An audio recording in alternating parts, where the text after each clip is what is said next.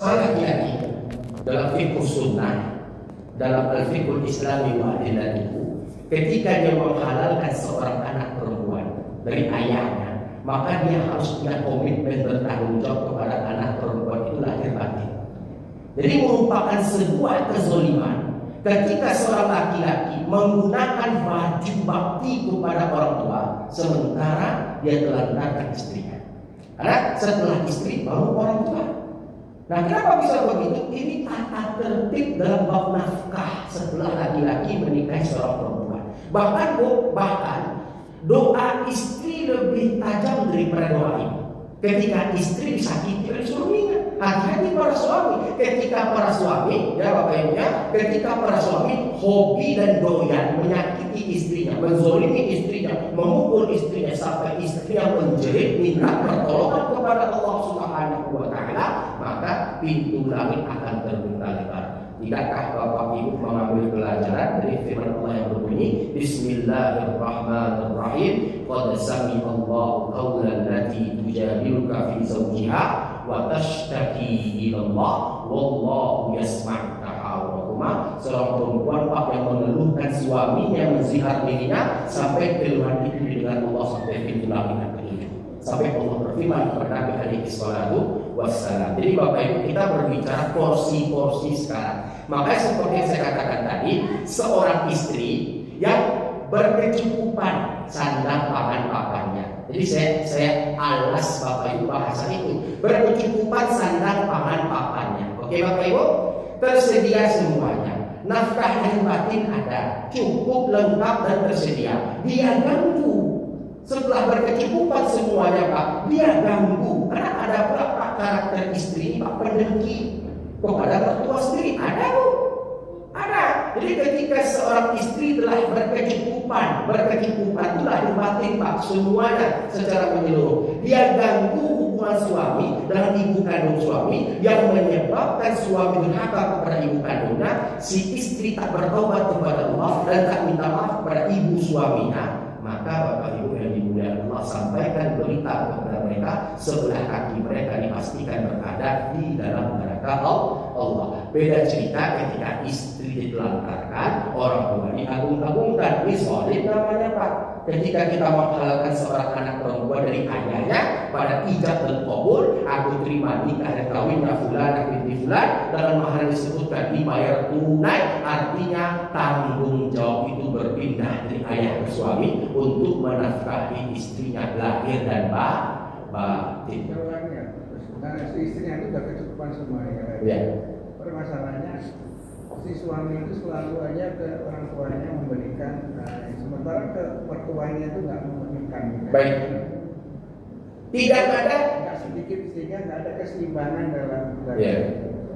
Pak, kalau kita berbicara sumber, berbicara dalil atau berbicara referensi yang ada dalam Al-Quran atau hadis, tidak ada kewajiban suami membahagiakan orang tua istri. Betul. Ya, orang tua istri itu adalah tanggung jawab anak laki-lakinya. Jadi iparnya bapak atau abang kandungnya istri. Jadi tidak ada kewajiban suami membahagiakan mertuanya, tidak ada Pak. Tapi alangkah lebih baiknya ketika dia seimbangkan itu, ketika dia sinergikan itu untuk menjaga muasyarah bainan nas, untuk menjaga malah. Tapi kalau kita berbicara tuntutan, tidak ada tuntutan secara dalil suami wajib membahagiakan orang tua kandung istrinya. Dikarenakan Bapak Ibu yang dimuliakan Allah, orang tua kandung istri, mertua suami itu di bawah tanggung jawab anak laki-lakinya alias ipar laki-laki Bapak. Nah, begitu porsi kaidah dalil Quran dan hadis Bapak. Paham ya Pak? Tapi kalau saya dalam bab muamalah, saya seimbangkan Pak. Karena anjuran berbuat baik kepada mertua itu Pak ada hadisnya. Anjuran sifatnya, tidak penekanan dan tidak pula penegasan. Ya kalau dari hukumnya ya, ini kasihan juga lah kalau seorang ibu bapak itu punya anak perempuan semuanya 4, tapi semuanya bersikap seperti itu. Yeah. Lalu kan kasihan juga ini ibu bapak yang membesarkan anak perempuan sampai besar, karena nggak dihindarkan oleh menantu lakinya. Secara hukum Islamnya yang arif itu bagaimana? Ya. Makanya Pak, kalau dari hukum dia memang di situ dari tetapi bagaimana sih itunya? Maka seperti saya katakan tadi Pak, secara hukum kita telah bacakan, oke? Secara hukum telah kita bacakan, telah kita bentangkan ke Bapak. Sekarang Pak, kita berbicara secara akhlak dan adab tadi Pak. Jadi kalau kita berbicara akhlak dan adab, makanya Bapak Ibu, Nabi merintahkan kepada kita, apabila datang laki-laki soleh kepada kita, yang tampak kesolehannya, adabnya, akhlaknya, terima, jangan ditolak-tolak, walaupun dia hanya pekerjaannya kecil, bergaji kecil dan tak kaya. Kenapa Bapak Ibu? Karena dia bisa mendatangkan kebahagiaan. Jadi Pak, oke, kalau kita berbicara dalil, memang tidak ada kewajiban suami untuk membahagiakan orang tua kandung istrinya. Tapi kalau berbicara akhlak, Bapak Ibu ada, ini sifatnya anjuran. Kalau di bahasa kampung kami Pak, raso pariso namanya Pak, tata tertib dalam hidup. Kalau istilah bahasa kampungnya Pak Denny Firmansyah, basine di Bangka Padang bagali tujuan karya atau selalu membawakan dunia selalu bagi sana dan sampai bagai memakai kerja jenong di balik panci itu kabarnya alua sebetulnya di baru sulit tua mau dengan putih macam tiga mau buat dan sehat dari arti aku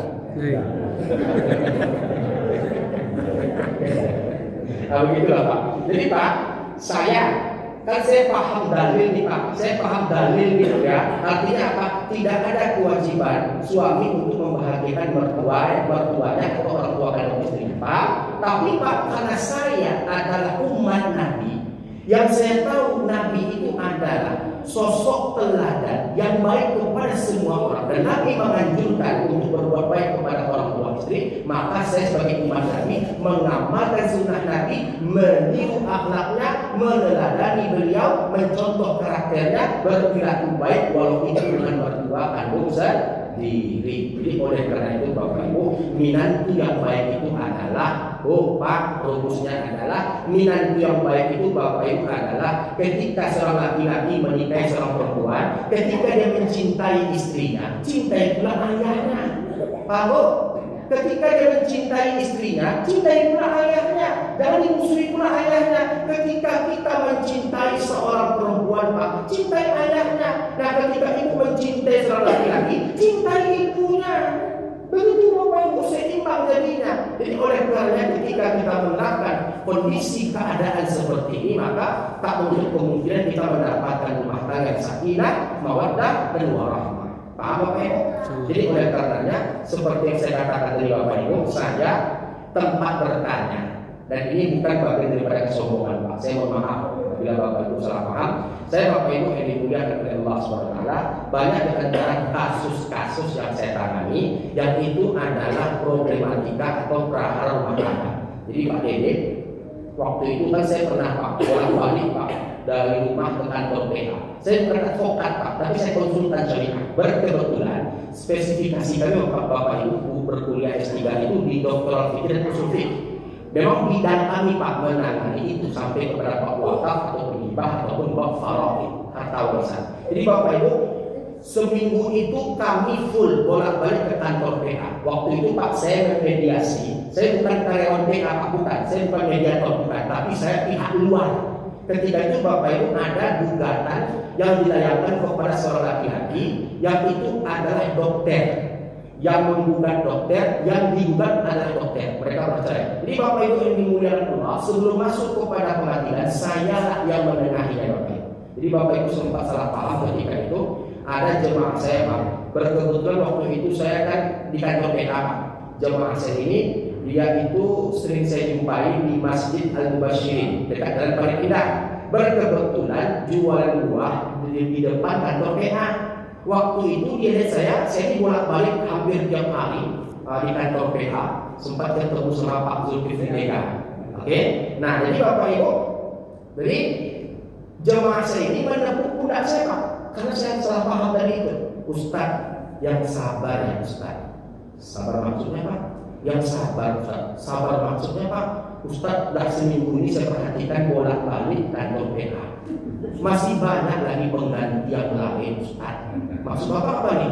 Bukankah Ustaz bercerai? Bukan saya yang bercerai Pak. Yang bercerai Pak dokter. Oh Pak dokter Ustaz. Saya hampir salah salah paham. Jadi kalau nanti kalau lihat saya bolak-balik di kantor PA, pastikan yang bercerai bukan saya. Saya punya pengalaman Bapak Ibu. Masih waktu kita Pak. Saya punya pengalaman.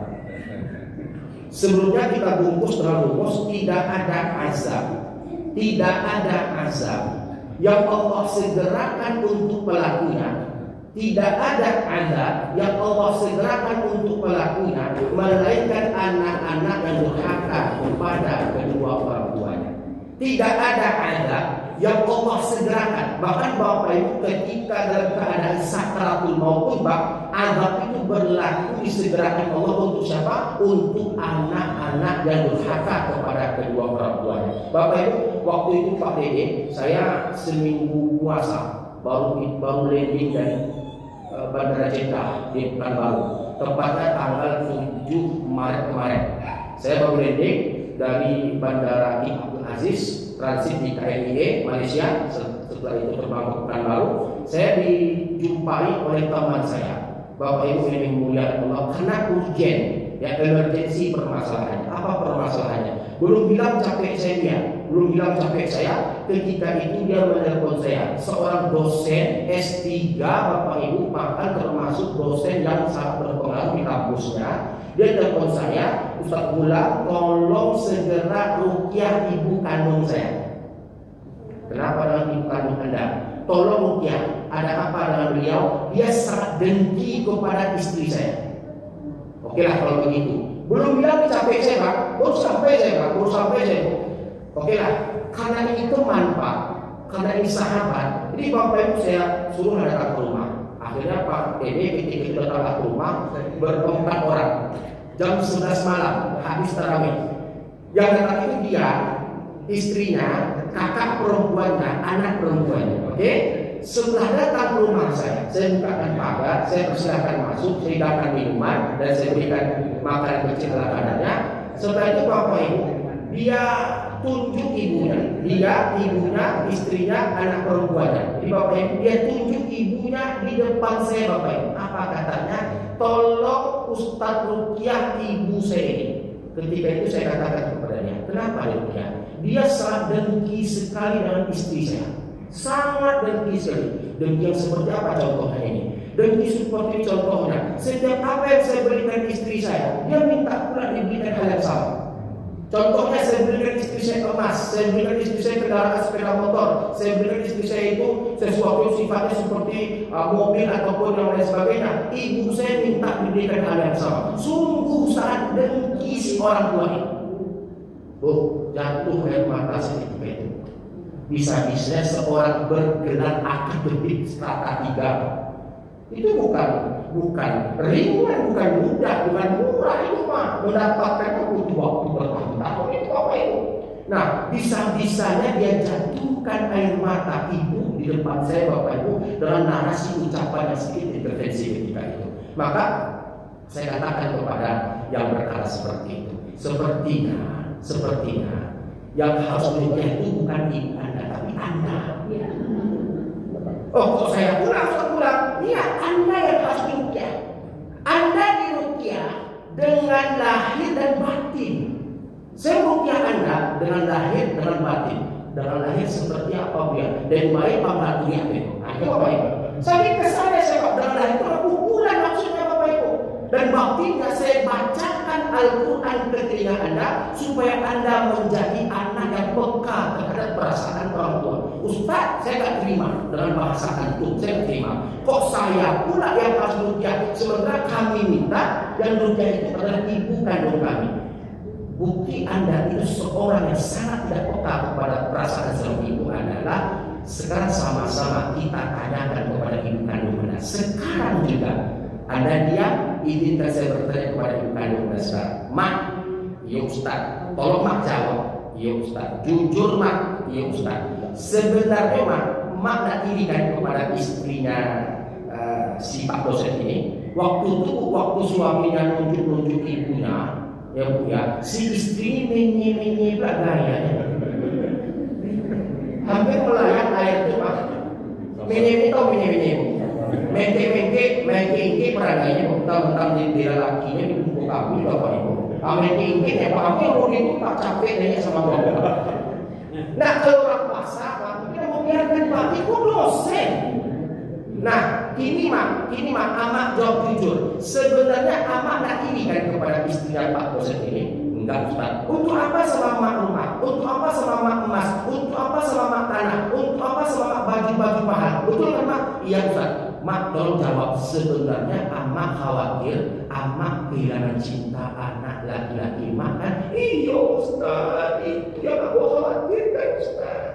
Ketika dia mencintai dirinya berkelebihan, rasanya ambo sebagai ibu Ustaz tak terima. Itu fitrah perempuan. Kau tak paham itu, saya bilang begitu Pak. Selagi ibumu cemburu kepada engkau, maka selama itu duniamu baik-baik saja. Tapi ketika ibumu tak lagi memiliki kecemburuan untuk dirimu, maka berhati-hatilah. Kelak engkau akan mendapatkan masalah yang besar. Jadi ketika ibu kita Pak cemburu kepada istri kita, itu wajar. Itu fitrah perempuan seperti itu. Dia nggak ingin harta emas, tanah, rumah, enggak. Karena itu bapak untuk apa harta-harta benda seperti itu? Yang dia khawatirkan adalah cinta kasih sayang anak laki-lakinya berubah, bertukar, yang harus dipersembahkan untuk dia sepenuhnya berkurang dikarenakan Pak dosen ini lebih condong, lebih cenderung kepada istri tercinta. Makanya Bapak Ibu yang dimuliakan Allah, kita sebagai suami Pak seimbangkan cinta kita. Saya Bapak Ibu, nah ini masih ada waktu ya? 2 menit. 2 menit. Sebenarnya masih panjang Ustaz. Ada sekitar 24 sekali Ustaz. Jadi begini Pak, ini bukti orang tua itu memiliki kesensitifan hati. Saya boleh pakai bahasa Minang Pak. Karena Bapak Ibu saya takut bertambah atau berkurangnya cerita Pak. Jadi begini Bapak Ibu, saya asli Pariaman. Ibu saya asal dari Luang Kampung Paneh tadi. Suku ibu mana hilang? Kok peluru arah katapiak, kok kapilah kaulaan, kok kasu arah kasuang. Tahu Bapak Ibu? Ayah saya dari Tobo Palabah Marabau, sukunya pindah Bapak Ibu. Jadi Bapak Ibu yang dimuliakan Allah, waktu itu saya kan punya kebiasaan Pak. Walau saya telah menikah dan punya 4 anak, saya hampir tiap hari pulang ke rumah orang tua saya. Nah itu kebiasaan saya Bapak Ibu. Kalau saya nggak capek, nggak letih, saya pulang ke rumah orang tua. Hanya sekedar makan masakannya.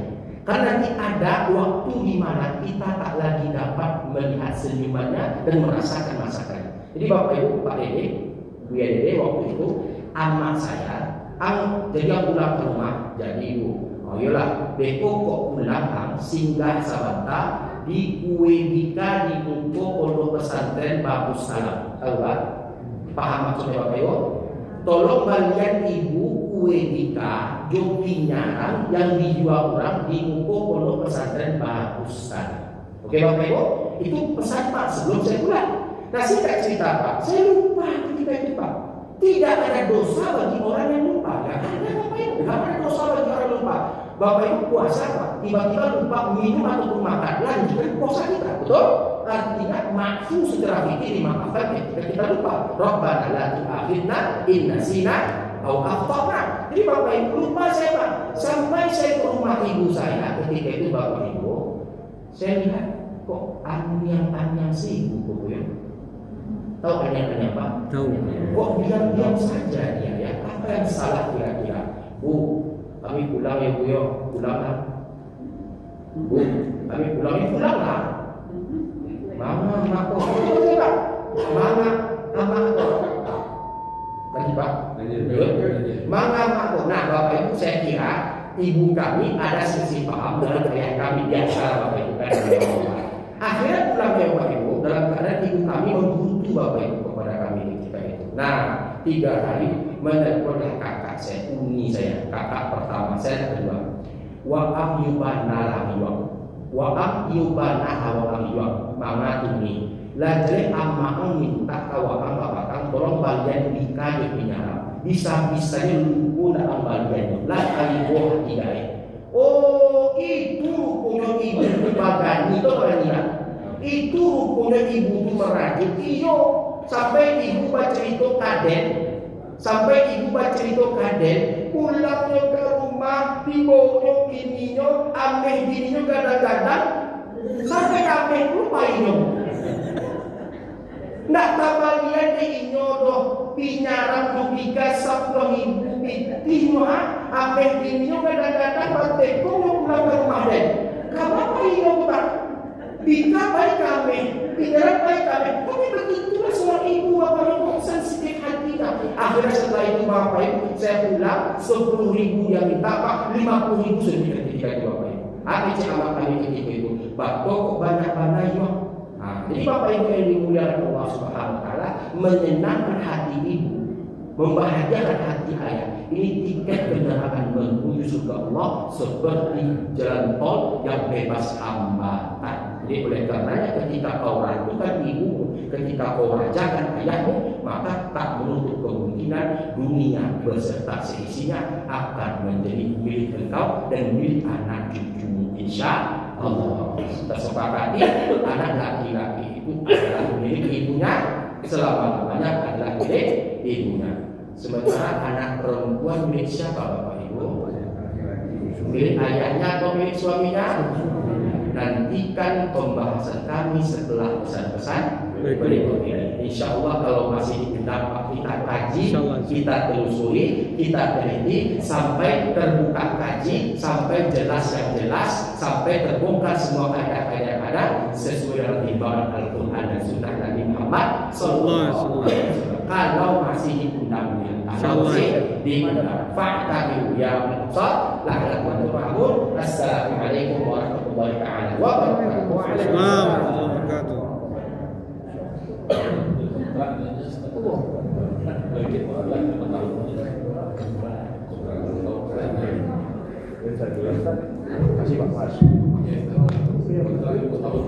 Alhamdulillahirrahmanirrahim. Terima kasih diucapkan kepada Tuan Guru kita yang telah menyampaikan pengajiannya di hadapan kita semua. Semoga apa yang disampaikan oleh beliau menjadi ilmu yang bermanfaat untuk kita semua.